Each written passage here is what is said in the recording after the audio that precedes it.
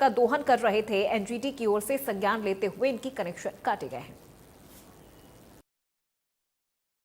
हरियाणा में जल संसाधन प्राधिकरण और एनजीटी की ओर से अवैध रूप से जो भूजल का दोहन कर रहे हैं उनके खिलाफ सख्त एक्शन लेने का जो प्लान है वो किया जा रहा है। तो ऐसे में जिस तरीके से जिन कंपनियों की ओर से अवैध तरीके से जो भूजल का दोहन किया गया था उनके कनेक्शन जो है वो जल्द ही काटे जाएंगे, क्योंकि इस मामले में एनजीटी की ओर से एक इनिशिएटिव जो है वो लिया गया था। इस वक्त हमारे साथ केशनी आनंद अरोड़ा जी मौजूद है।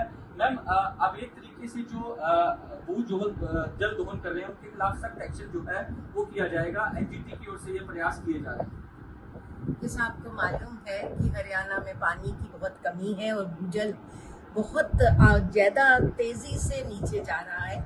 उसके लिए हमारा ये प्रयास है कि सभी एक तो जल कम यूज़ करें और जो कर रहे हैं वो एनओसी HWRA से ज़रूर लें, ताकि वो टैरिफ भी सरकार पे आ सके जिसको हम वाटर कंजर्वेशन के लिए यूज़ कर रहे हैं। मैम, क्या शिकायतें मिल रही थी? क्या एनजीटी की ओर से कहा गया था जो 40 कंपनियां हैं गुरुग्राम, फरीदाबाद, सोनीपत में जिन्होंने कनेक्शन नहीं लिया हुआ उनके जो कनेक्शन है वो काटने की बात जो है वो कही गई? 4 इंफ्रास्ट्रक्चर प्रोजेक्ट्स हैं जिसपे एनजीटी ने आदेश दिए थे, उस पे एनवायरनमेंट कंपनसेशन भी लगी है और उनका जो ट्यूबवेल कनेक्शंस हैं जो डी वाटरिंग के लिए यूज़ कर रहे हैं वो भी बंद किए गए हैं।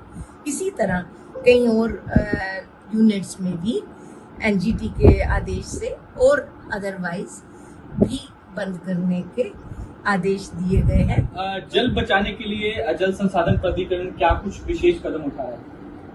जैसा आपको मालूम है कि जो भूजल है वो बहुत तेजी से नीचे जा रहा है, तो आदरणीय सीएम साहब के और मंत्री महोदया के आदेश के अनुसार हम एक पूरी प्लान बना रहे हैं जो कि 25 से 27 में पूरा जल को बचाने का पूरी योजना बनी है, जिसमें 15 डिपार्टमेंट्स कार्य कर रहे हैं।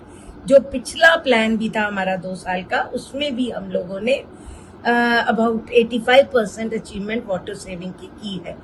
तो मुझे विश्वास है कि हम ये बहुत तेजी से इस प्रोजेक्ट को हम आगे कर पाएंगे।